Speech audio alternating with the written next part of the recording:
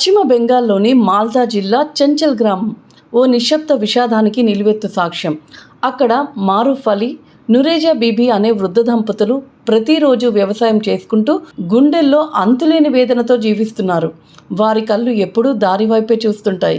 ఎందుకంటే మతిస్థిమితం లేక ఇల్లు విడిచి వెళ్ళిపోయిన తమ ఇద్దరు కుమారుల కోసం దశాబ్దాలుగా ఎదురుచూస్తున్నారు. 20 ఏళ్ల క్రితం పెద్ద కుమారుడు, ఆ తర్వాత 6 ఏళ్లకు చిన్న కొడుకు నజీముల్ హక్ ఇద్దరు ఏ దారిన వెళ్లారో ఏమయ్యారో తెలియదు. ఆ తల్లిదండ్రుల గుండెకోత వర్ణనాతీతం. ఊరూరు తిరిగారు, తెలిసిన వారినందరినీ అడిగారు, గుళ్ళు గోపురాల్లో మొక్కుకున్నారు. కానీ వారి జాడ మాత్రం తెలియరాలేదు. కాలం గడుస్తున్నా వారి గుండెల్లో ఆశ చావలేదు, కన్నీరు ఇంకలేదు. అలాంటి నిరాశయమైన పరిస్థితుల్లో ఓ చిన్న ఫేస్బుక్ వీడియో వారి జీవితాల్లో కొత్త వెలుగును నింపింది.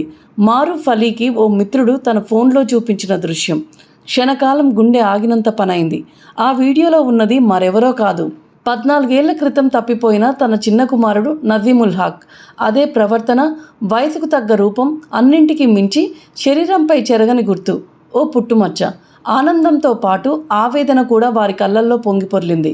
వెంటనే ఆరా తీయగా ఆ వీడియో బంగ్లాదేశ్లోని కామిల్లా జిల్లా నుండి పోస్ట్ అయినట్లు తెలిసింది.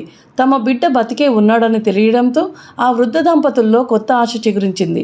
కన్నపేగును మళ్ళీ కల్లారా చూసుకోవాలన్న ఆశతో ఆ వృద్ధ దంపతులు ఉన్నతాధికారుల తలుపు తట్టారు. తమ బిడ్డను తిరిగి ఇంటికి రప్పించమని కన్నీళ్లతో వేడుకున్నారు. ఈ ఆర్తనాదం మాల్దా జిల్లా కలెక్టర్ నితిన్ సింఘానియా గారి హృదయాన్ని కదిలించింది. ఆయన వెంటనే స్పందించి బంగ్లాదేశ్ ప్రభుత్వంతో సంప్రదింపులు జరుపుతున్నామని, త్వరలోనే ఓ మార్గం దొరుకుతుందని భరోసా ఇచ్చారు. ఇన్నేళ్ల నిరీక్షణకు తెరపడుతుందా? దూరమైన కొడుకు తిరిగి తల్లి ఒడికి చేరుతాడా? కాలమే సమాధానం చెప్పాలి. కానీ ఆ తల్లిదండ్రుల కళ్ళల్లో ఇప్పుడు కనిపించే కాంతి ఓ చిన్న వీడియో వెలిగించిన అఖండ ఆశాదీపం. వారి ప్రార్థనలు ఫలించాలని, నజీముల్ తిరిగి వారి చెంతకు చేరాలని మనసారా కోరుకుందాం.